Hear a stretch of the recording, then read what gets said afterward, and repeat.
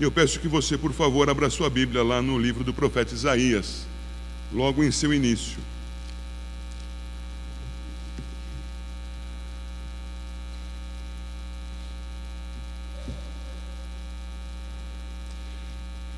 Isaías, logo em seu primeiro capítulo, localiza o profeta no tempo.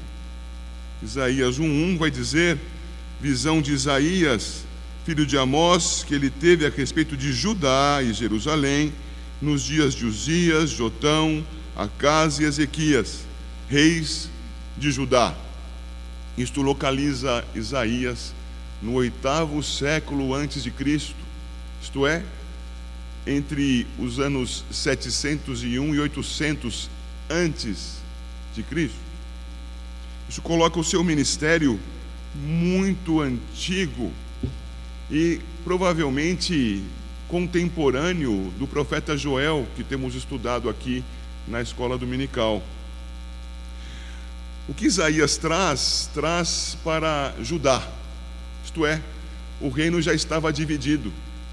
Por volta do ano 920 a.C., então, pelo menos uns 200 anos antes de Isaías, o rei Salomão concluiu o seu reinado, concluiu com pecados, gerou grande carga tributária sobre os seus cidadãos, os cidadãos de Israel. O seu filho Roboão seguiu o caminho do pai, aplicou ainda mais dureza sobre o povo e, em resultado a isto tudo, gerou uma revolta popular liderada por um tal de Jeroboão, que acabou fazendo a divisão do reino. Quando 10 tribos, as do norte, seguiram a Jeroboão, 2, as do sul, ficaram com Roboão, e o reino de Israel passou a ser duplo: Israel mesmo com este nome ao norte e Judá ao sul. Eis que o profeta Isaías está então próximo ou dentro do reino do sul e profetizando diante dos reis daquele tempo. A sua profecia começa, e em seus primeiros 6 capítulos é contextualizada a situação da profecia. Lembrem-se, os profetas anunciavam a palavra no seu momento histórico. Era então pertinente à situação do momento, e é disso que fala o texto inicial, nos capítulos 1 a 6, e isto se conclui no capítulo 6, você sabe disso, com a chamada de Isaías, com o registro da chamada de Isaías, uma vez ele tomando consciência do seu pecado, ele dizendo: que será de mim? Estou perecendo. E o Senhor então, com um dos seus seres celestiais que diante dele estavam, vai purificar Isaías com uma brasa retirada do altar e vai comissioná-lo ao anúncio da sua palavra. Um anúncio duro, um anúncio que causaria certamente sofrimento na população de Judá, mas que, por conta da disciplina, pretendia fazer com que Judá se arrependesse dos seus pecados e andasse no caminho do Senhor. Pois bem, isto finaliza a primeira sessão do livro, capítulos 1 a 6.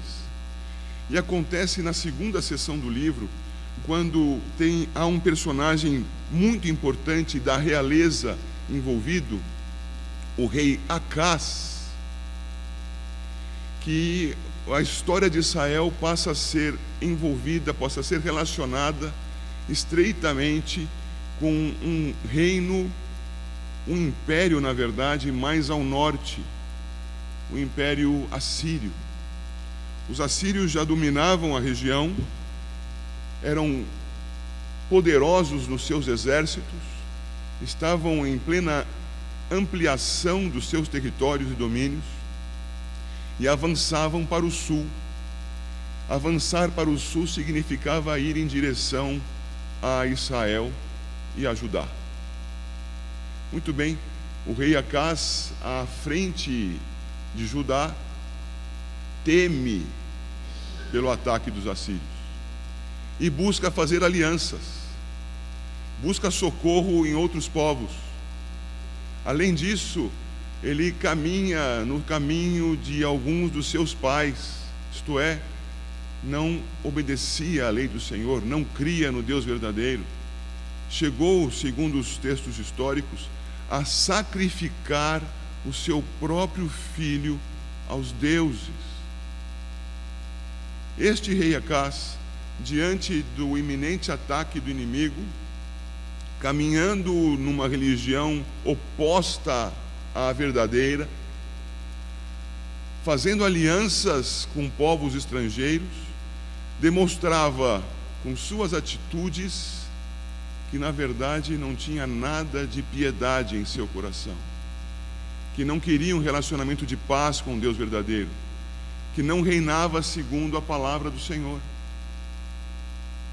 O capítulo 7 de Isaías vai nos mostrar algo desta história e vai trazer a nós, meus irmãos, que este profeta Isaías, que profetizou, repito, no século VIII, e aqui anotei entre 740 e 690 a.C., fosse até este rei anunciar o seu desvio e adverti-lo quanto à necessidade de arrependimento e de retidão. Eu peço que você acompanhe, por favor, a leitura que eu farei dos primeiros 16 versos do capítulo 7. Sucedeu nos dias de Acás, filho de Jotão, filho de Uzias, rei de Judá, que Rezim, rei da Síria, e Peca, filho de Remalias, rei de Israel, subiram a Jerusalém para pelejarem contra ela, porém não prevaleceram contra ela. Deu-se aviso à casa de Davi: a Síria está aliada com Efraim. Então ficou agitado o coração de Acás e o coração do seu povo, como se agitam as árvores do bosque com o vento. Disse o Senhor a Isaías: agora sai tu com teu filho, que se chama Um Resto Volverá, ao encontro de Acás, que está na outra extremidade do aqueduto do açude superior, junto ao caminho do campo do lavadeiro, e dize-lhe: acautela-te e aquieta-te, não temas, nem se desanime o teu coração por causa desses 2 tocos de tições fumegantes, por causa do ardor da ira de Rezim, da Síria e do filho de Remalias, porque a Síria resolveu fazer-te mal, bem como Efraim e o filho de Remalias, dizendo: subamos contra Judá e amedrontemo-lo, e conquistemos para nós, e façamos reinar no meio dele o filho de Tabeal. Assim diz o Senhor Deus: isto não subsistirá, nem tampouco acontecerá. Mas a capital da Síria será Damasco, e o cabeça de Damasco Rezim, e dentro de 65 anos Efraim será destruído e deixará de ser povo. Entretanto, a capital de Efraim será Samaria, e o cabeça da Samaria, o filho de Remalias. Se o não crerdes, certamente não permanecereis. E continuou o Senhor a falar com Acás, dizendo: pede ao Senhor teu Deus um sinal, quer seja embaixo nas profundezas ou em cima nas alturas. Acás, porém, disse: não o pedirei, nem tentarei ao Senhor. Então disse o profeta: ouvi agora, ó casa de Davi, acaso não vos basta fatigardes os homens, mas ainda fatigais também ao meu Deus? Portanto, o Senhor mesmo vos dará um sinal: eis que a virgem conceberá e dará à luz um filho, e lhe chamará Emanuel. Ele comerá manteiga e mel quando souber desprezar o mal e escolher o bem. Na verdade, antes que este menino saiba desprezar o mal e escolher o bem, será desamparada a terra, ante cujos 2 reis tu tremes de medo. Pois bem, irmãos, diante da ameaça estrangeira e diante da incredulidade de Acás, o Senhor ainda assim preserva o seu povo e anuncia, e você pode ver isso no verso 7, isto não subsistirá, nem tampouco acontecerá. Ele apresenta uma garantia anunciada pelo profeta de que Judá não seria abatida. Anuncia ainda que a Síria seria agredida, seria perdida, inclusive quanto ao seu domínio da sua capital, Damasco. E anuncia que em 65 anos, Efraim, que é outro nome para Israel, seria destruída. E depois de fazer tudo isso, diz que o profeta anuncia a Acás: Acás, pede o que você quiser de sinal para você ter certeza que a palavra do Senhor é verdadeira. Coloque-se você agora na situação de Acás. E Deus, o Todo-Poderoso, chegasse a você e dissesse: peça o que você quiser para provar que a minha palavra é verdadeira. Vou repetir: o que você quiser. Quem está dizendo isto é mais poderoso do que os pais quando levam os filhos para passear no shopping, dizendo: filho, filha, pode comprar o que você quiser. Os filhos, as filhas em geral, quando ouvem isso, compram o que querem. Era Deus que estava dizendo, não era nem o pai nem a mãe, não era alguém com algum poder, era alguém com todo o poder. E Acás, dada a sua incredulidade, apresenta ao profeta uma resposta de aparente piedade. Na aparência da sua piedade estava a sua perdição. Porque o Senhor não trata com as pessoas conforme a aparência, trata conforme a verdade. Então, se Acás não queria um sinal, e vejam, qualquer sinal, o Senhor apresenta então, da sua própria vontade, um sinal. E o sinal que o Senhor apresenta é um sinal absurdo, um sinal fora do padrão, um sinal das coisas que não podem acontecer, um sinal que dentro da retidão, observem, dentro da retidão, é simplesmente impossível, tão impossível quanto parar o sol no céu: a virgem conceber. É deste tipo de sinal que o profeta está falando. E ele fala que a virgem conceberá, no verso 14, dará à luz um filho e lhe chamará Emanuel, Deus conosco. Isto é, se era pouco que a virgem concebesse, o profeta então está anunciando que o próprio Deus passaria a estar com o povo. O filho da mulher seria Deus conosco. Ele está afirmando coisas que são além do poder humano de realização. Não era um exército que seria vencido, não era um povo que seria abastecido, era Deus que miraculosamente chegaria à humanidade. Os reinos são mencionados depois disso nos versos 15 e 16. E é dito que eles seriam abatidos antes que este menino, esta criança, este filho viesse. E veio de fato antes, porque os reis foram abatidos naquele mesmo século, no século vindouro, e o Senhor Jesus encarnou 8 séculos depois. A primeira parte do trecho dos capítulos 7 a 12 apresenta a profecia da encarnação do Filho por meio de uma virgem. E o que nós temos aí no nosso roteiro é o primeiro anúncio do Messias. Com a rejeição de Acás, o sinal de Deus é dado por meio de Emanuel, o Filho da Virgem. Nesse mesmo trecho de 7 a 12, o profeta apresenta mais um sinal a respeito do Messias. Eu gostaria que você fosse agora para o capítulo 9.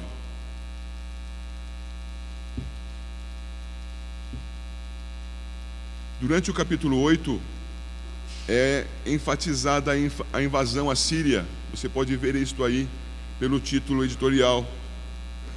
Mas o Senhor havia garantido que Judá não seria abatido pela Síria. Pois bem, o povo poderia passar por grandes dificuldades. O povo poderia ser tentado a buscar outros deuses, mas ele seria exortado a manter o caminho do Senhor. O final do capítulo 8 vai dizer, verso 19: quando vos disserem, consultai os necromantes e os adivinhos, que se o reiam e murmuram, Acaso não consultará o povo ao seu Deus? A favor dos vivos se consultarão os mortos? À lei e ao testemunho, se eles não falarem desta maneira, jamais verão a alva. Acaso não se desvie do caminho do Senhor. Povo de Judá, mantenha-se no caminho do Senhor. Não vão procurar por outros deuses, por outras religiões, por outros ensinamentos de outros povos.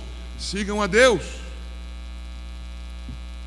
Então o povo é exortado a buscar no Senhor graça.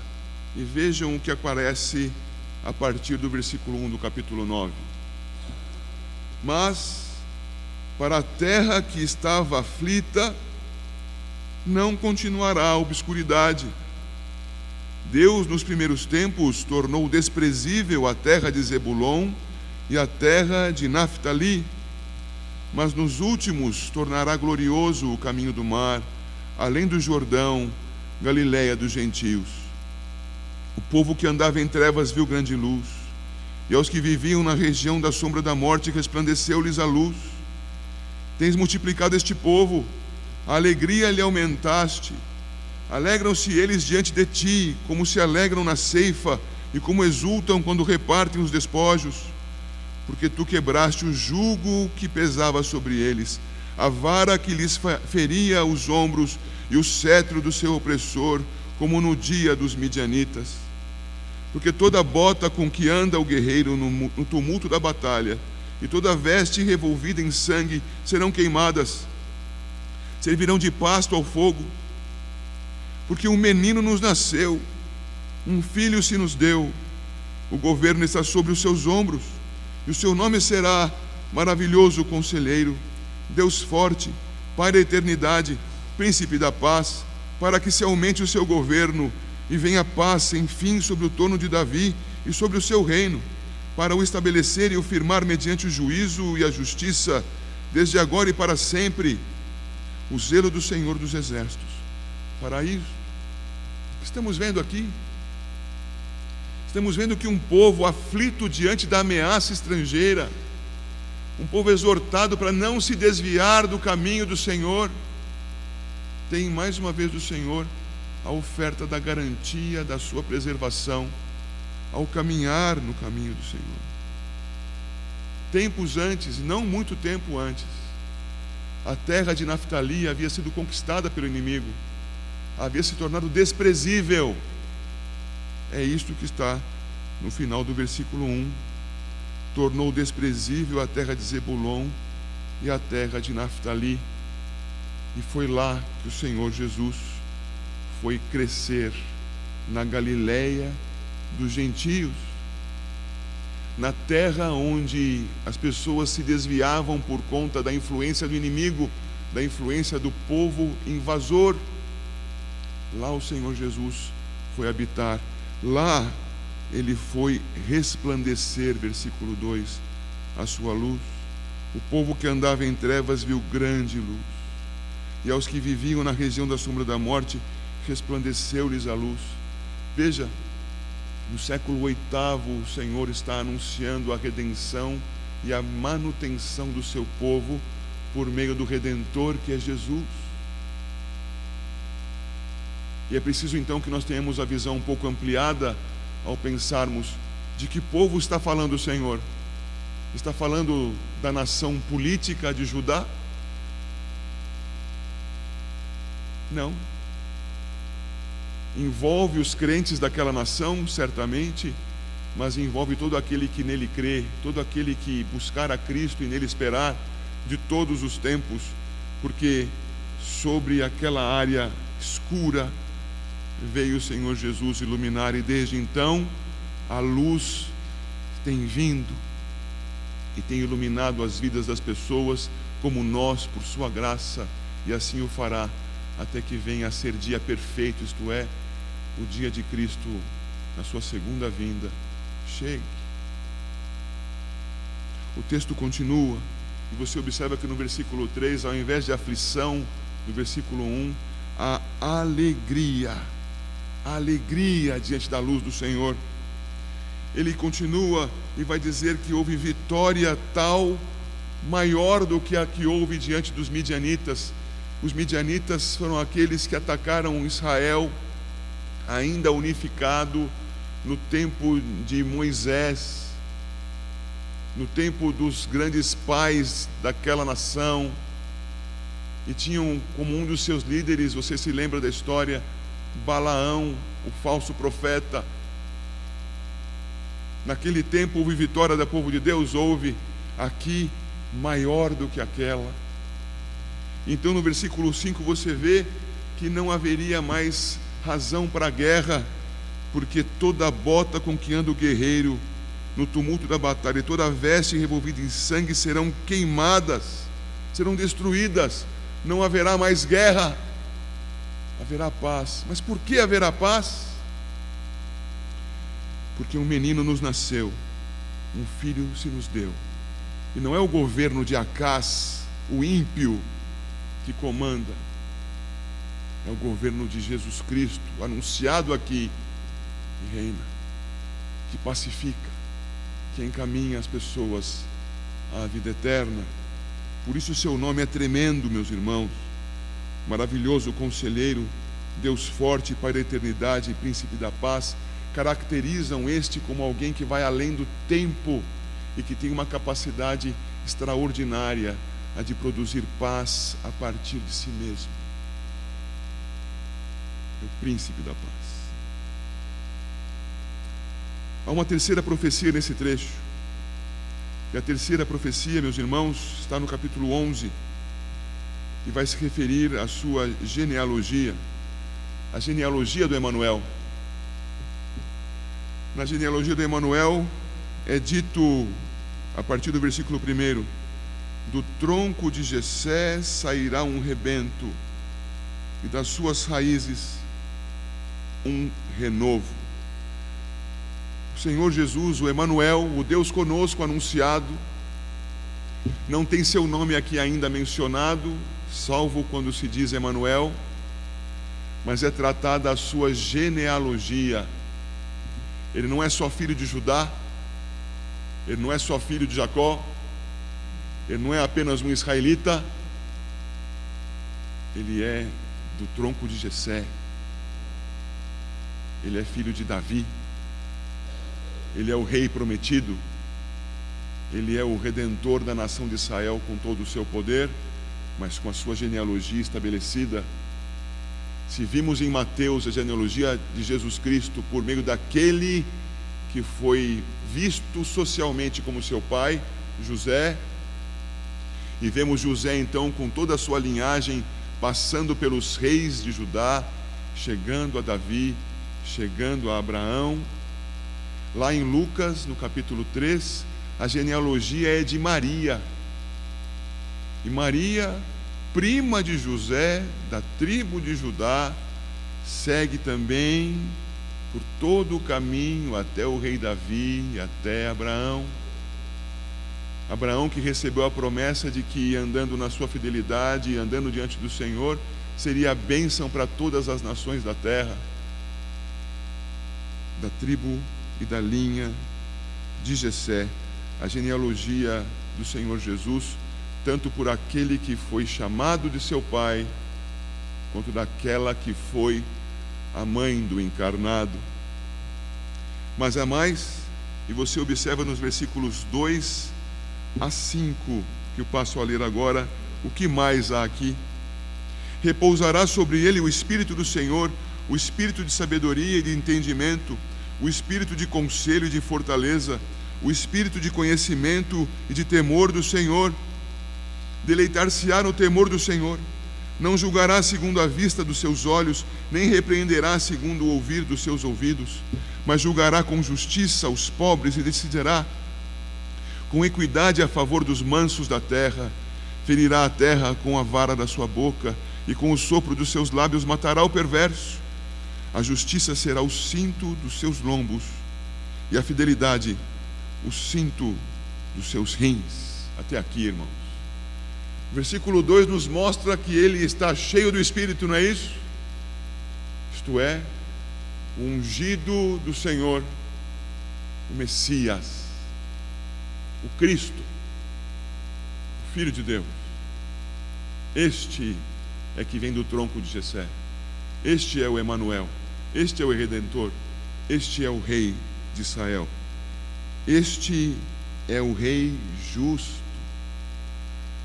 Este é o que coloca cada coisa no seu lugar correto, cada pessoa no caminho que foi determinado a seguir, cada um recebendo conforme, pode crer no que vou lhe dizer, as suas obras, porque as obras expressam a convicção do coração. Se Acaz andava procurando associar-se a outros povos para proteger o povo de Deus e não buscava associar-se ao próprio Deus, é porque ele não cria no Senhor, e sim nos deuses das nações, até mesmo chegando a sacrificar o seu filho para obter os seus favores. A sua fé aparecia nas suas ações, e não adiantava depois ele fazer de conta que era crente, não vou tentar ao Senhor. O que ele fazia era exatamente o inverso, ele tentava ao Senhor a não obedecê-lo. Pede o sinal não foi pedido, mas foi dado, anunciado por Isaías, foi cumprido em Jesus Cristo. E eis que veio o maravilhoso conselheiro, o Deus forte, o Pai da eternidade e o Príncipe da paz. Eis que veio do tronco de Jessé o Messias, cheio do Espírito Santo. E eu não pus no nosso programa de culto, mas eu vou apenas anunciar. O capítulo 12 de Isaías fecha esse trecho, os capítulos 7 a 12. E no capítulo 12 é apresentado um substantivo repetidamente. E o substantivo na língua hebraica é Yeshua. Em Isaías 12, o nome do nosso Salvador é apresentado 700 anos antes da sua encarnação. Yeshua, na sua tradução, verso 2, capítulo 12, 2: eis que Deus é a minha salvação. Ao final desse verso, ele se tornou a minha salvação. Salvação, Yeshua. É tremendo. É tremendo. Portanto, nesse primeiro dia do Advento, nós estamos dizendo que o Senhor vem iluminar o mundo, mas não vem sem aviso prévio, sem anúncio anterior. E é disso que trata o Advento, em avisar: eis que está vindo o Messias, a luz está chegando. E era o que fazia Isaías aqui. Estava dizendo: a um povo que habita em trevas resplandecerá a luz. Nós devemos adorá-lo, irmãos, nos prostrar sobre aquele que, soberano, não apenas determinou a história, mas teve o cuidado de chamar o seu povo ao arrependimento e de anunciar antecipadamente o que aconteceria, muito especialmente com o Redentor das nossas vidas. Sejam abençoados os irmãos, em nome do Senhor Jesus.